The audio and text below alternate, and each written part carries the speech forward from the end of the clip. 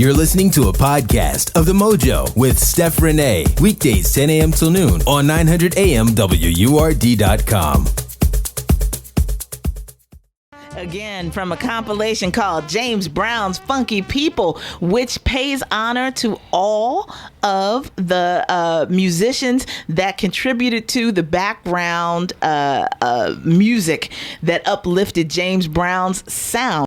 That was the JBs, of course, led by Fred Wesley on trombone with Pass the Peas. And when we talk about music that has been influential, music that has been through the development of other genre of music or the success of other artists, then that is, Pass the Peas. James Brown's whole catalog, first of all, has been so endlessly sampled by hip hop and has been foundational in these break beats and just the rhythms of these other artists that have built their careers off of that stank. Yeah. Well, I guess James is a first ballot Hall of Famer, of course. He's one of the first people inducted in the Hall of Fame. But giving recognition to the different bands that backed him is very important too, and I think they should recognize that. That should be a no-brainer. If Paul Simon can be in twice under Simon and Garfunkel and as an independent artist, then James Brown can live on his own as an inductee of the Rock and Roll Hall of Fame. But the JBs who created that sound or helped to create that sound should also be equally acknowledged. And it was the first year they were on the ballot. It'll happen, but I do like you said earlier, sense that this sort of a backlash or a reaction to what's going on politically in the country. Yeah. Why it's skewed a certain way this year. Yeah, Cheap Trick over the JBs, never, ever in life. But anyway, this is Stephanie Renee welcoming you back to our program today. It is after the 11 o'clock hour, which means that Mike D is in the house for Reelblack Radio. How are you, sir? Hello, cold and wet. That's what Well, I'm sorry to hear that. We got spoiled the last couple of days. But now it's starting to feel like autumn. Yeah, well, it's going to rebound, though. It's supposed to be 70 degrees on Christmas Eve. Okay. I'm all for that. So I'm saying, there's a lot going on. I don't know what Mother Nature is working out, but we're just going to ride the wave through the end of the year and, hope that it doesn't unleash some kind of catastrophic act of God. Right. In the midst of all this back and forth. But anyway, I know that, I kind of gave the lead in. We're going to be talking about holiday releases on the film tip. And of course, that's important. But this conversation about the Rock and Roll Hall of Fame inductees this year takes us back to the conversation we had last week about the announcement of the Golden Globe nominations and the Grammy nominations, and this idea about where we get our recognition and validation for the important Black cultural things that happen. Yeah. I mean, I guess on a certain level, the Oscars or the Rock and Roll Hall of Fame have a certain importance in terms of the grand landscape of things. Like, we don't necessarily want to segregate our achievement, but I don't know if we necessarily need to look to those entities for validation. Right. I mean, I know, in my heart, JBs are better. I listen to JBs more than I listen to Cheap Trick, and they inform the culture. I think they have more of an impact on the culture. Like, who's really listening to Cheap Trick at this point? Right. Whereas JB is, you put that on. You can put that Pass the Peas on right now at any party and get everybody up and moving. Right. Where so there are some biases, some inherent bias and all that, but yeah, I think we, as somebody texted in, that we need to create our own institutions and have them be as strong, and as the others. But and I think part of it, but like I said, my argument for the institution piece of this, and I'll go back to my Twitter timeline so I can read the exact tweet that one of our listeners sent in as a part of this conversation, but what disturbs me is that Rock and Roll Hall of Fame is sort of a one-stop shop for somebody who wants to get musical history, wants to get some kind of opinion about who's important and why. Then they can go to Cleveland and they can walk through this massive, beautiful institution and listen and see memorabilia and be a part of, feel like they have a deeper understanding of what these artists' contributions were to the larger musical conversation we have going on in America. Right. For Black folks, for Black music, for Black film, for however we want to look at the designations of cultural building blocks, having something comparable where we can look at the achievements of Black artists. I think the America I Am piece that was put together, that was traveling and was part of the National Constitution Center, which was here in Philadelphia a few years ago. That was wonderful, and it accomplished some of that, and it looked at political as well as cultural, or musical and film and that kind of thing. But, hopefully this African American museum that'll be opening at the Smithsonian will do some of that. But right now, well, I would argue that the Rock and Roll Hall of Fame should have been founded by Black people to begin with. Yes. And when Cheap Trick gets in, there should be white folks, Black folks saying like, "Well, how did that happen? How did Cheap Trick get in?" Right. The foundation of rock and roll is Black music. Yes. And they just switched the name up. Alan Freed just gave it a name, but before he coined it rock and roll, it was R&B or jump blues or whatever. All the foundations, the Louis Jordans of the world. But it's appropriate to bring in Paul Mooney on this topic. Yes, let us defer to the commentary of Paul Mooney. So this is from a clip. The whole clip is up on YouTube under the Reelblack channel. But here's a bit where he's talking about, do we need the Oscars for our validation? Okay. All right, so here we go. Too much into their white folks' awards and what they set a standard or what they worship. We worship what they worship. Definitely. No, I mean, if they say something is good, then that's the best. Somebody white said it was good. It has to be good. If somebody white says it's the best, it's the best. So. I think there are a lot of people that feel it. And what's interesting is that's the same kind of commentary or dialogue that we have here on the station all the time when we talk about supporting Black businesses. That, there are a lot of people who are very frustrated that there's an assumption when it comes to the economic development in our communities that we don't get it all the way right. And that a lot of people don't go out of their way to support Black businesses because there's an inherent assumption of inferiority. And so you're competing against that mentality to get the dollars that will sustain the business in the community and make that, prosperity cyclical. Yeah, I was going to say, like, there's the Stax Museum in Memphis, but I don't know how many people go there and in relation to the Rock and Roll Hall of Fame, which is got TV shows every year. Or, as I mentioned to Troy, the country music will always have the Grand Ole Opry. Yeah. It is a place where not only do you have memorabilia and historical significance, but they have live concerts on a consistent basis that draw people in to support this music that they know and love. And even to support up-and-coming artists who are just, kind of fighting their way in, trying to be recognized among the pantheon of these other people that have come before them. And that's important. Yeah, and I know in Philadelphia is the home of the Rhythm and Blues Foundation, which gives grants and money and has an award show. I don't know if they're still doing an award show, but they were doing a part to recognize some of the pioneers of R&B music. Exactly. And I don't want to take away from any of these efforts. Where's their TV show? Right. That's my point. That the consistency and being able to build something into a legendary institution that looks at our culture and lifts it up in a way where we know we don't have to think about it. We go straight to, well, you do this and you go here. And this is where you can find that top of mind presence we don't have now. When we come back, I do want to tell I'm a little bleary-eyed because I was up late watching Star Wars last night. So I'm happy to see John Boyega in it, but there's a little trick to it, which kind of got me a little irritated a little bit. So yeah, but I won't spoil the film. I'm not spoiling the film.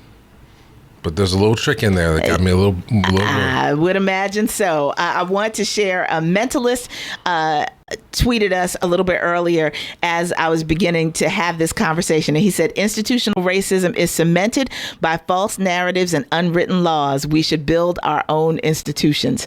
And I think everybody here in the studio right now co-signs that idea. There is a lot to be done about creating sort of like the one-stop shop. And I'm not, like I say, I don't want to take away from any of the other efforts that go on. It's part of what I wanted to do here in Philadelphia with Soul Sanctuary, to be perfectly honest with you, that after years of traveling up to New York to go to the New Eurekan and not just hear great poetry, but also one man and one woman shows, other kind of theatrical and musical expression there. It was an anchor in the hood for people to be able to come to New York and go, I've heard so much about this place, I want to go, and I'm just going to go and have a drink and see a show there or whatever.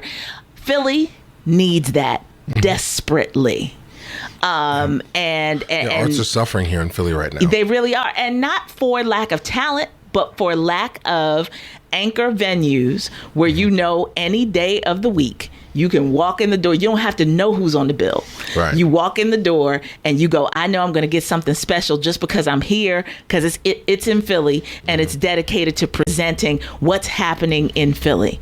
And that extends to so many other things. I would love for there to be a theater where what you do with Reelblack doesn't necessarily have to be itinerant, where you have a building where I know on any given night when Mike D says, come out because I got a film I want to show you, that I go here and I see what Reelblack presents, and I know that it's going to be quality, and it's an anchor space for you to be able to present film. Right. Yeah. Well, that's happened in New York with Raw Space. One of our Image Nation partners has invested in their space. Yeah. So you can check their website out. But here in Philly, you're right.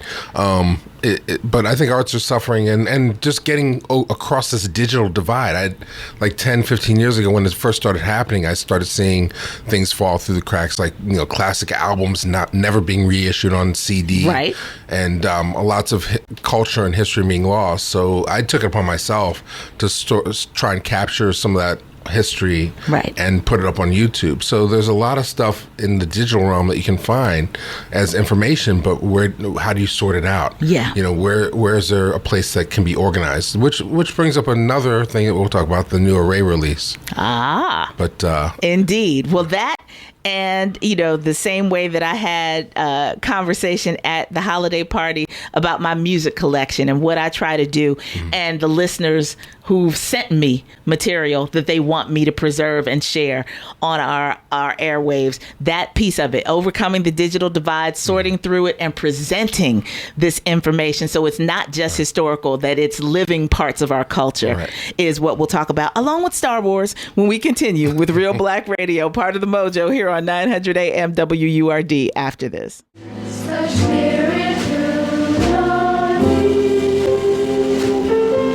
Most of us think of those sounds as integral to the holiday spirit, from the Vince Guaraldi trio and a chorus of young people that he put together in the studio. And many of us remember thinking about, there's another song called Skating that's from this project, of course, A Charlie Brown Christmas. That's the vocal version of the song Christmas Time Is Here. And that always puts a little smile in my heart. No, it makes me think of pajamas with feet in them. Yes. Just waiting the night before for the tree or whatever. And I'm glad, and just to be, in the spirit of the season, I'm glad that Disney took over the rights to all the Peanut specials, so that they, because it used to be CBS and we would see it every year. Disney now has bought the rights to them, so they'll preserve them and they'll make sure that over and over again, the next generation of young people will get exposed to the messages and the animation and all of that. Disney, who has more money than God. Well, hey. Disney, who's taken over the has bought Pixar and taken over the franchise for Star Wars. Just thank God their heart's in a good place, because they have every child's attention. They do. And a lot of adults who haven't really grown up.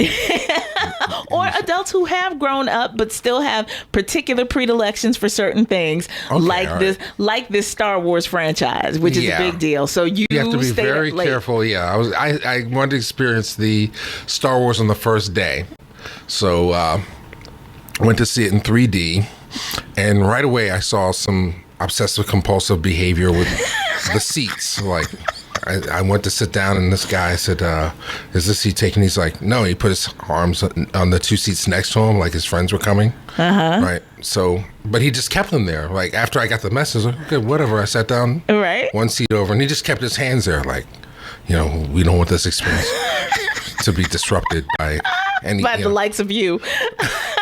So I said, okay, all right, let me just be really careful because a lot of people have been waiting decades Yes. for Star Wars Episode 7 or whatever Yes. to come out. But, and the applause, as soon as the Star Wars logo came up and everything, people were cheering and everything. And it definitely was worth the money. It's like a $20 ticket Yeah. to see. I wouldn't recommend the 3D for sure.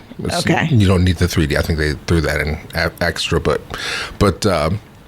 the cameos, which I'm sure people are aware of, and just the action. I think J.J. Abrams really hit the nail on the head. I can't imagine that you could have done a interpretation of what Episode 7 would be any better. Okay.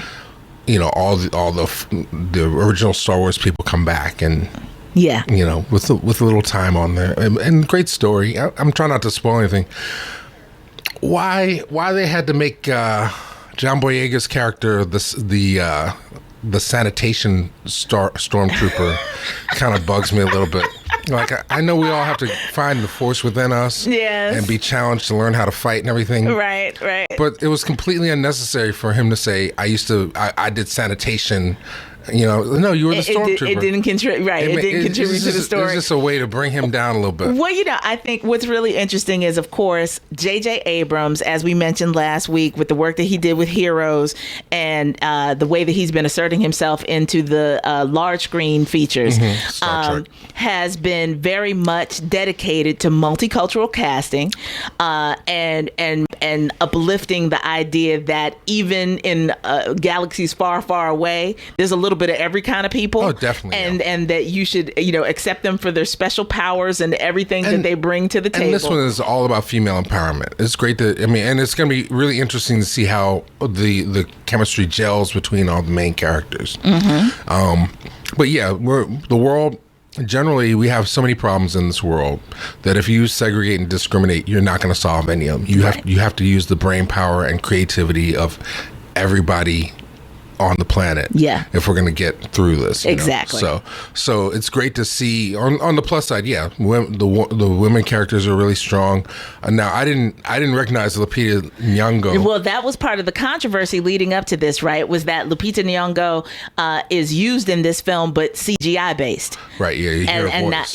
Not as a flesh and blood character. So when people learned that in the little bit of information that they let leak out about how this was all coming together, it was a problem. But she has certainly been hitting the red carpet hard with them in promoting the film. We have right now on our WURD Tumblr a series of red carpet pictures of her from the premiere out in LA, where she looks fabulous in her blue lipstick. And just the whole idea of how this multicultural world exists, in the future, is pretty profound. Yeah, and the white girl who becomes the Jedi, she was a scavenger, so she I guess if you could draw a connection between Boyega and scavenger and sanitation. I don't know what they were thinking, but I said, okay, and then there's a thin line between being a coward and being a traitor, which they kind of play with a little bit. Okay. So is he a rebel, or is he a traitor, or is he a coward? But he has to find. We can't talk too much else about storyline. Okay, no more. I'm just saying, because we want people to be able to be immersed and not feel like we gave away something that was major. I'm trying not to spoil. All right, so we'll leave it at that. But I think it's a very complex character, and all the characters are well driven, and may the force be with you. This is a great film. Exactly. It's for not all a of you who have, Fandango says that right now this film has outsold any other release ever in terms of the sold out shows that they've booked through their service. So, the idea that they're going to make their money back very way out in front of this being released on DVD or anything else, and the impact that it will have. There are people who went to these premieres all across the nation who are like, clearly I'm going to go see it 4 more times. Like, it's sort of like a no-brainer. Like, I was here for the premiere because I wanted to see it, but it was so good that I'm going to see it again several more times while it's still in theaters. Yeah, no, I went to the 8 o'clock show, or the 10:30 show was starting. People were moving right from the... They're getting right back in line. Right in, sneaking right into the next screening. So yeah, it's a fun ride, and the money's on the screen. It's like having a theme park at the movie theater. So gotcha. Well, let's pause that, and we'll go back to the phones and speak to Mo calling in from North Philly. Good morning. Yeah, good morning. Hey, Mo. One of the problems I see with black people is that we want white people to legitimize our humanity. And I don't need them to legitimize my humanity. Just like this whole music industry. How do you put that record, that museum out there in Cleveland, when you got Philly International, you got Motown, could have been here in Philadelphia, could have been out in Detroit.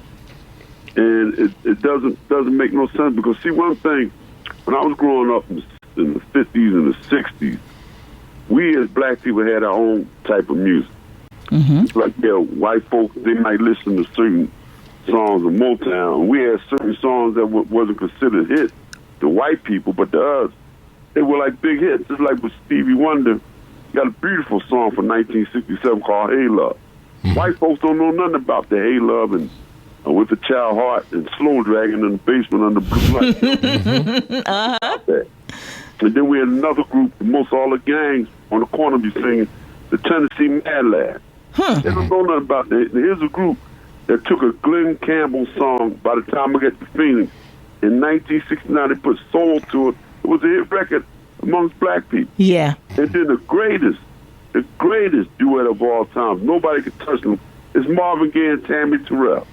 They had a song I just found out about in the 90s called Two Can Have a Party. I don't remember that song growing up. When I heard it, I fell in love with the song. Yeah. Two Can Have a Party. You know, like all these so-called like people, white folks that nominated for Grammy, that white girl that she's supposed to be getting all these Grammys. Yeah, Adele. Melba Moore could blow her off the stage right now. You don't have the talent of these black artists. And what we need to do is have our own. I don't need them. We don't need them to legitimize us. We got our own way, own thinking. Just like the last time I saw Georgie Wood, that was back in 2004, I walked into his car.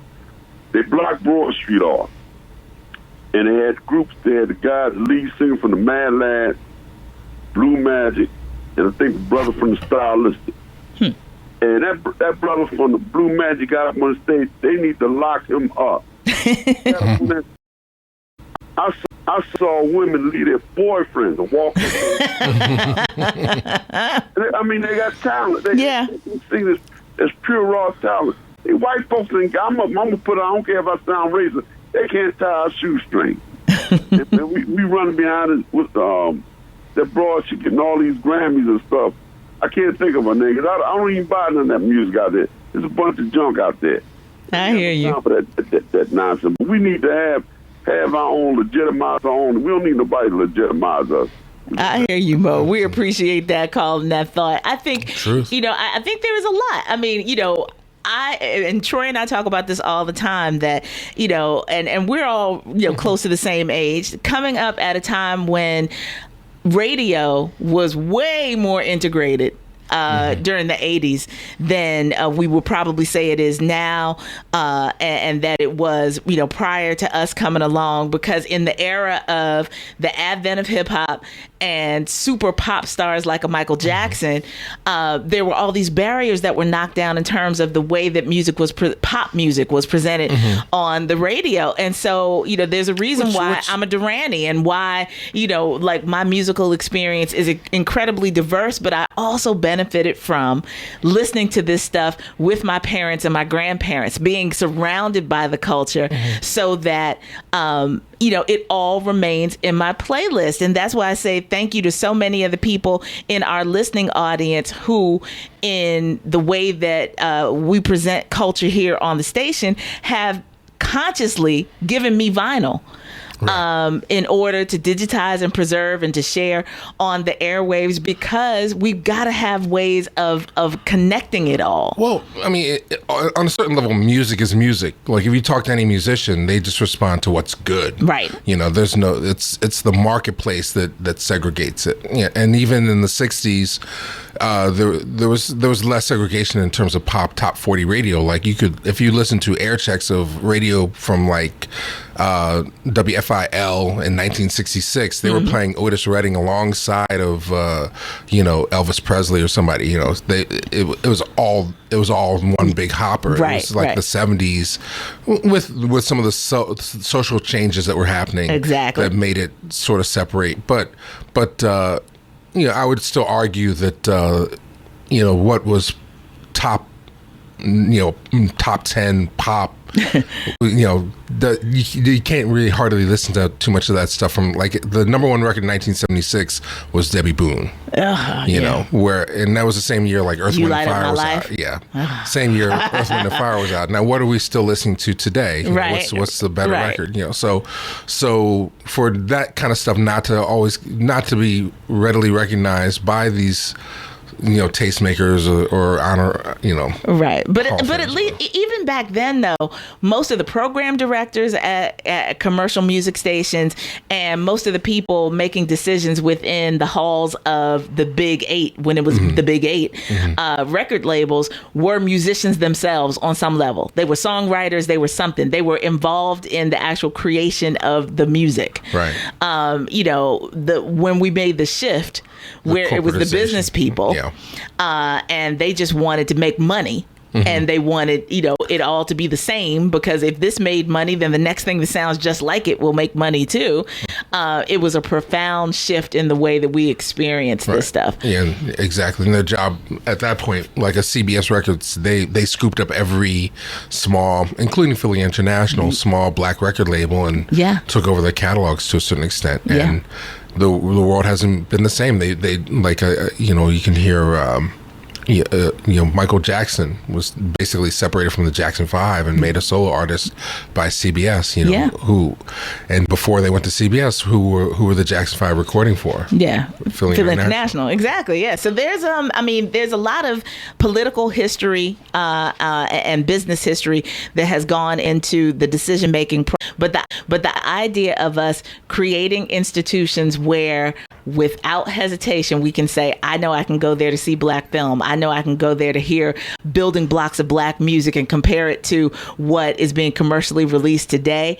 That, I think, is the dearth that we feel in our hearts. And certainly when we talk about coalescing dollars and being able to support institutions, that's something that we need in our community to be able to really focus those dollars in a way where we know it's building someplace where we can always go. It's a safe haven, as a refuge for this culture. Yeah, I mean, as much as I enjoyed Star Wars and seeing some black folks in it, and some representation, some women in it, a couple Hispanic people flying the planes and stuff. That was pretty cool. And Asian people, it was great.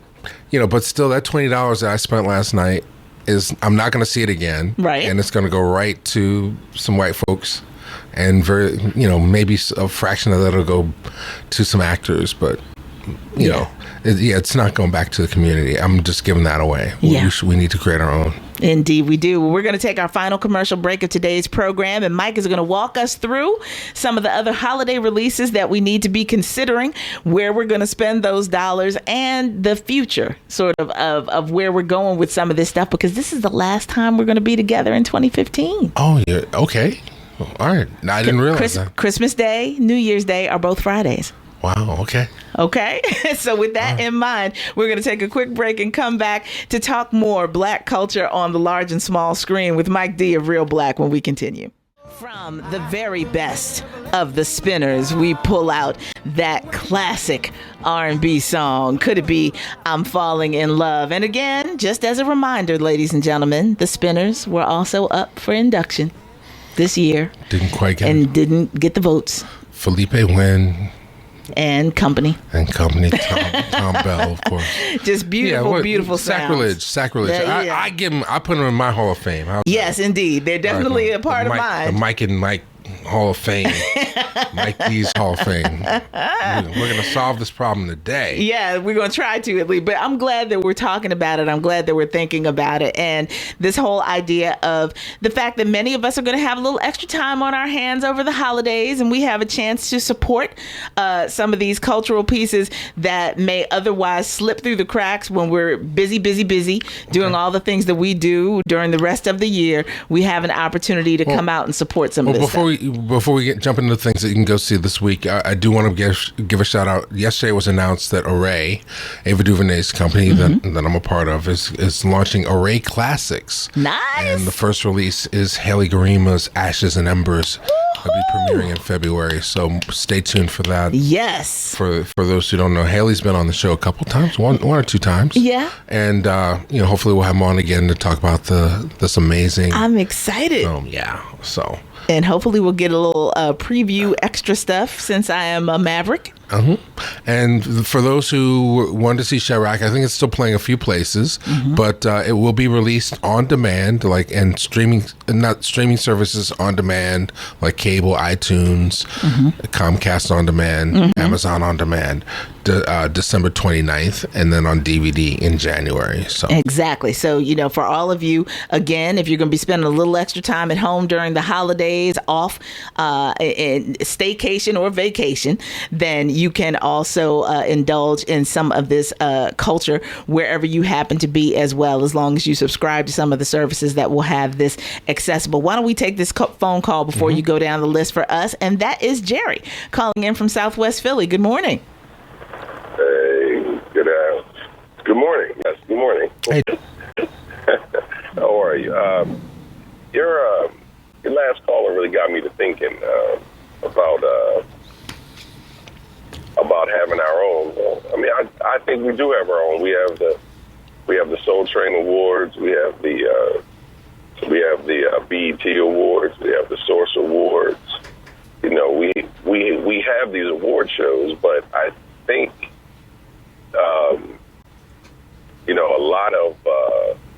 a lot of the issues are that we need to let the artists know who don't show up for these awards, but will show up for a Grammy.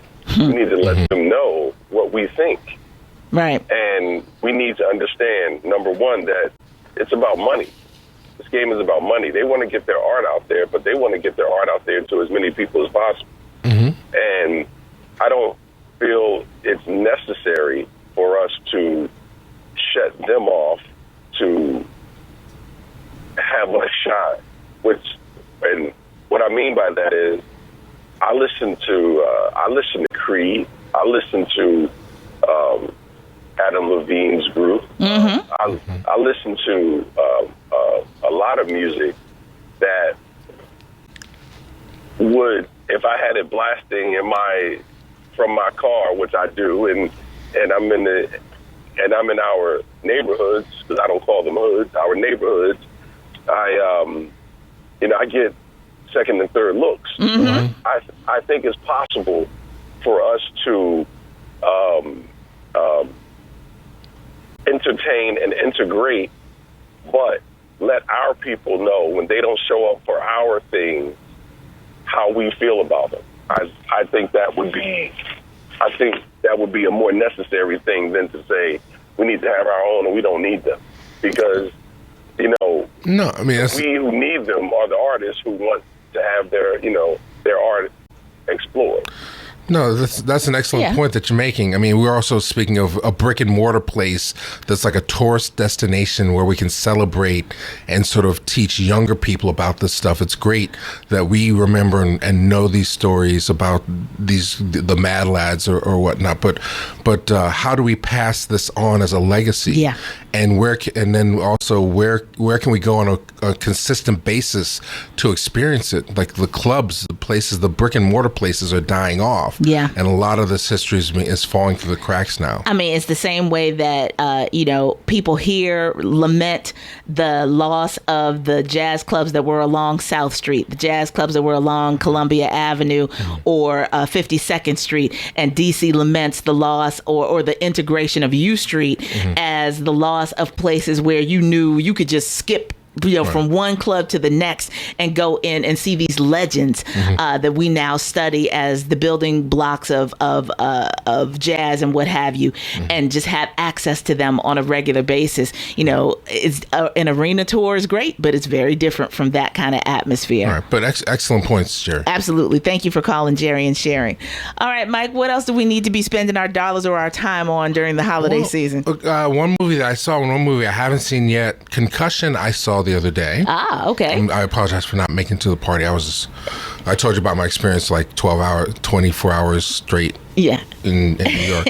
So I just had to get some sleep, but I apologize for not being at the party and seeing folks who are listening now. But Concussion with Will Smith. Will Smith will definitely, mark my words, get an Oscar nomination for his performance. Well, I will say that he and the doctor that he plays in the film were on CBS Sunday Morning last Sunday, and the doctor was too tickled by Will Smith and by the accent. Right. So everybody else can say what they want to. The doctor himself loves the depiction, and so we just should take that for what it's worth. It's a great movie. It's up there with The Inside as far as whistleblower movies. Nice. And definitely, it's based on a true story about the doctor who discovered the head trauma was this syndrome was leading to premature deaths and suicides among NFL players, and it's changed the world. It's changed the law. It may change the future of the sport in some ways, but definitely a great story, great movie, well made, well written,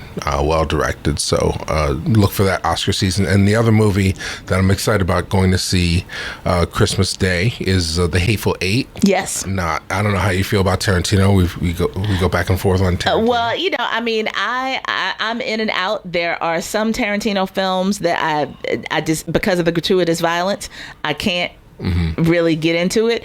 But I appreciate the idea of challenging us in the tenets of what we consider to be good films and good storylines. Right. Now, Sisters with Tina Fey, and it's playing now in theaters. That's the one comedy that's playing. And then another comedy is Will Ferrell and Mark Wahlberg's Daddy's Home, which opens Christmas Day.